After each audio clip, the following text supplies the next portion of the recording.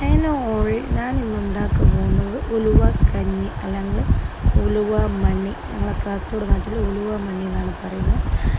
അപ്പോൾ അതിനാദ്യമായിട്ട് ചട്ടി അടുപ്പത്ത് വയ്ക്കുക, ഉലുവ ഇട്ട് തിളപ്പിക്കുക. പിന്നെ നെക്സ്റ്റ് പണി എന്ന് പറഞ്ഞാൽ കൈപ്പിടിയിൽ ഒതുങ്ങുന്ന പച്ചരിയും പിന്നെ തേങ്ങയും ഇട്ട് മിക്സിയിലിട്ട് നന്നായി കറക്കിയെടുക്കുക.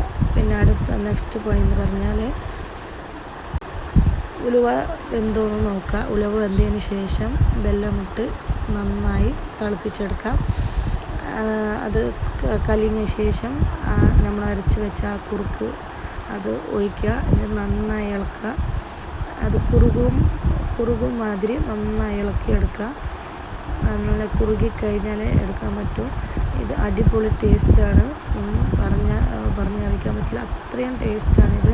പിന്നെ ആരോഗ്യത്തിനും നല്ലതാണ്, ഹെൽത്തിയാണ് ഈ ഉലുവ മണ്ണി എന്ന് പറയുന്നത്. ഞങ്ങൾ കാസർഗോഡ് നാട്ടിൽ ഇതിന് മണ്ണി എന്നാണ് പറയാറ്. അത്രയും ഹെൽത്തിയാണ്. പിന്നെ ഹീറ്റുള്ള ശരീരമൊക്കെ ഉണ്ടല്ലോ, ചില ആൾക്കാർക്ക് ഭയങ്കര ബോഡി ഹീറ്റായിരിക്കും. അങ്ങനത്തെ ഉള്ളവർക്ക് അടിപൊളി സാധനമാണിത്.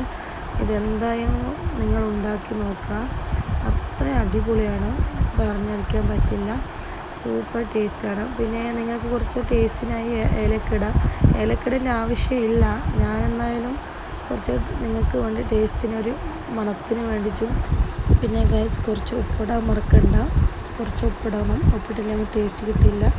അപ്പോൾ അടിപൊളി കുറുക്ക് റെഡിയായി വന്നിരിക്കുന്നു. ഇതാ ഞാൻ പ്ലേറ്റിലേക്ക് സെർവ് ചെയ്തു. അപ്പോൾ എല്ലാവരും കഴിച്ചു നോക്കാം. അപ്പോൾ ഓക്കെ.